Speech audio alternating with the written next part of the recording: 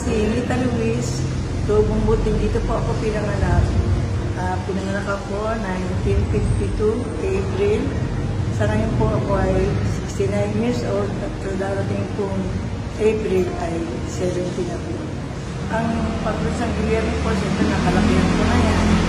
Pero nung dito pong 60s, I was high school.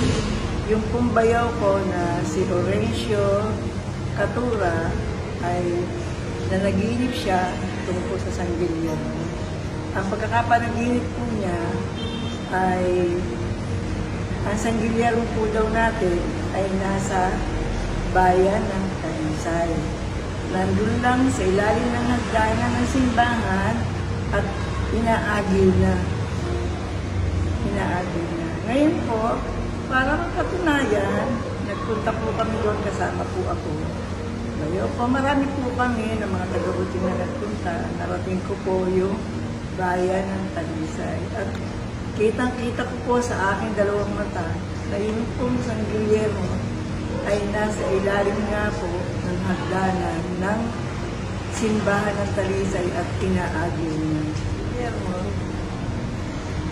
niyaya niya po ang mga taga-Buting para pumunta po doon, iramin niyang patron ng San Guillermo. Nakita na namin yung San Guillermo ay bihis na, maayos na, wala ng agil, nasa isang maayos na lugar na siya. Ngayon, sa madaling salita po, sa maraming magkakataon, nahihiram natin yung San Guillermo na yan dito sa Buting. Kaya inuwi na yan dito. Nang inuwi po yan, hinihiling ng mga bahay-bahay na sa amin naman po, gagawin doon, gagawin kayo ganito, gagawin. Kasi hinihiling nila talaga pong bago sa uli, maraming bahay na napupuntahan siya. Eh, yan po, pumirme sa bahay namin.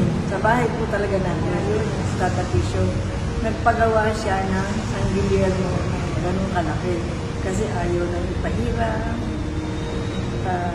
Yun na lang ang ginagamit natin dito. Doon talaga na-experience ko din na minsan, gumaganon siya.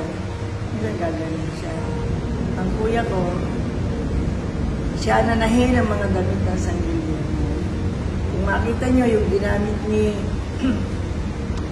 Christian doon sa parada, gawa pa po ng lolo nila yun.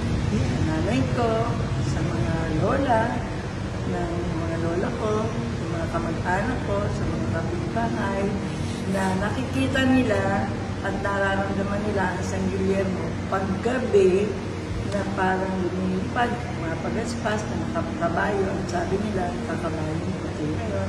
Pag naman po darating ang piyesta, sinasabi nilang mayroong matanda na nakabayo na itsurang San Guillermo.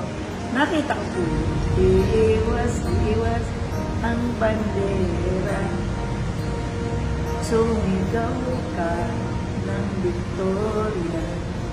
Yung paghimala, lahat ng mga nagsasabi mga matanda. Wala na akong maiturong matanda kasi halos lahat na sila ay namayakan. Pwede tayong ng tulong sa San Guillermo dahil sabi nga ng napakarami mula na aking pinanganak hanggang sa nawala na yung matatanda, mapaghimala. Malaking tulong ang kanyang nagagawa sa ating bayan ng Buting.